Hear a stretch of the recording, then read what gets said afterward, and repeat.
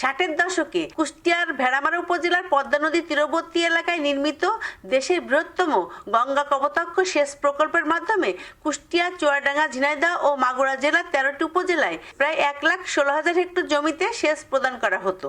বর্তমানে এই প্রকল্পের 3টি পাম্পের মধ্যে 2টি পাম্প বিকল হয়ে পড়ে আছে। ভরাটের পাশাপাশি এই প্রকল্পের অনেক খালি চলে গেছে প্রভাবশালীদের দখলে।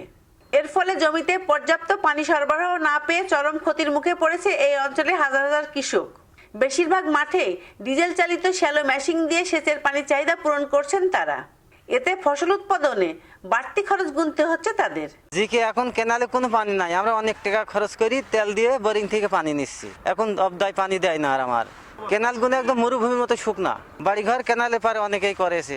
কেনালে পানি হলে আমার তো খরচ কম হয়, 200 টাকা বছরে লাগে না আমারে, আর এখন প্রায় 3-4 হাজার টাকা করে বিঘে বই লাগে। জিকের পানির অবস্থা তো খুব ভালো না, জায়গায় জায়গায় হচ্ছে বেঁধে টেঁধে ওই যে মাছ খোলন করে, মাছ আল্লাহর পানি হচ্ছে না। পানি ওই যে সেচের মেশিনের আয়ত্ত থেকে পানি নিয়ে আবাদ সাবাদ করি, জিকের কোনো পানি আসে না।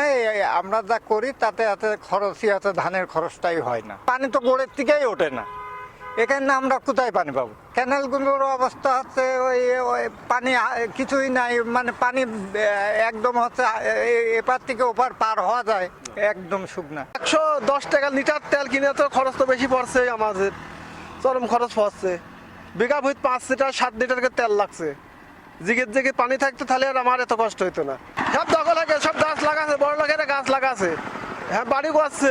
ক্যানাল থাকলে তো খরচ হইতো না, ধরেন কাটিয়ে দেবো পানি হয়ে যাবে। ক্যানেলের করুণ অবস্থা, হ্যাঁ অসংস্কারের কারণে করুণ অবস্থা, পানি ঠিকঠাক আসে না, দেয় না, যার কারণে ডিজেল চালিত ফসলাদি করতে আমার বহুত গুণ খরচ হচ্ছে এবং ঠিকমতো আবাদি করতে পারছে না। বেহাল অবস্থা, ক্যানেল নাইকো বললেই চলে। পানি নাই তো ক্যানেল তুই কি করবি জমিদার মানুষ? ক্যানেলে পানি না থাকার কারণে ওই যে মাঠে যেগুলো ছোট ক্যানেল সেগুলো সব আবাদ উপযোগী হয়ে গেছে, আবাদ করছে মানুষ। এখন আর পানি আসে না বলি সব, আর ক্যানেল নাই। আমরা চাই ক্যানেলে পানি সুষ্ঠুভাবে আসুক সব মৌসুমেই, শুকনা মৌসুমে এবং ভাদ্র মৌসুমে। ভেড়ামারা পাম্প হাউসের কর্মকর্তা বলছেন, বছরখানেক আগে জিকে সেচ প্রকল্পের 3টি পাম্পের মধ্যে 2টি পাম্প বিকল হয়ে গেছে। পাম্প দুটি সংস্কার না হওয়ায় সচল একটি পাম্প দিয়ে কোনো মতেই চলছে সেচ কার্যক্রম। আমাদের একটা পাম্প চালু আছে আর 2টো পাম্প আমাদের বিকল। এটা যে ম্যানুফ্যাকচারিং কোম্পানি আছে জাপানি লিবারা কর্পোরেশন, তাদের সাথে আমাদের চুক্তি হয়েছে এবং কাজটা ইতিমধ্যে শুরু হয়েছে এবং সেই ধারাবাহিকতায় তারা পাম্পটা খুলে আমাদের কিছু স্পেয়ার পার্টসের প্রয়োজন ছিল, সেগুলো আমাদের ইউকে থেকে ইম্পোর্ট করে এরপর কিছুদিন আছে। আমাদের স্পেয়ার পার্টস কিছু চলে এসেছে এবং কিছু স্পেয়ার পার্টস চিটাগাং পোর্টে আছে। আমাদের জাপান থেকে একটা প্রতিনিধি দল আসবে।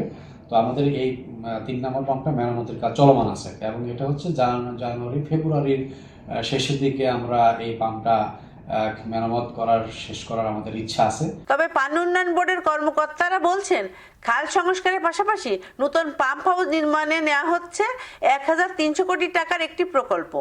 জিকে সেচ প্রকল্পের দখল হয়ে যাওয়া খালগুলো উদ্ধারে প্রস্তুত করা হচ্ছে তালিকা।